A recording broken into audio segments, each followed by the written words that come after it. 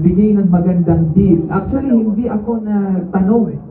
Kusang nag-chat, sabi niya, Sir, yung kilala ng travel agency, si Miss Kat, Sir, meron, baka gusto niyo po, nag-open kami ng slot ngayon, kami mag-aasikaso lahat ng visa, hindi niyo kailangan mag-show. Ang gagawin niyo lang, Sir, papasa niyo lang yung ID niyo, yung passport, kami lahat, bahala sa visa ng Korea, at ganito lang po yung amount. Ilan gusto niyo po ba, Sir? Sabi ko, abay, oo naman.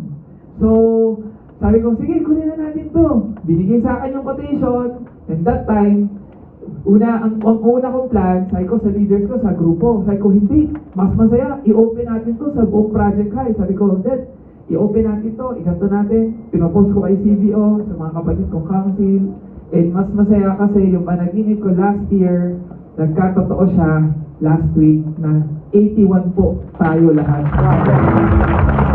So, ano siya, very nakakilabot. Kasi 2 beses ko siyang in-announce na sabi ko, bakit ko kaya ito napaniginip? Kasi sa akin, siguro, hindi na rin bago sa akin yung mga, kilala niyo naman ako, ang dami ko na rin napuntang bansa. To be exact, I think 22 countries. Pero kung travel sa ibang bansa, kasi may 5 beses, may 6 na beses, pinakamarami ko yata, Hong Kong or Singapore, iba pa ulit-ulit. So, almost 50 na rin yung travel ko abroad.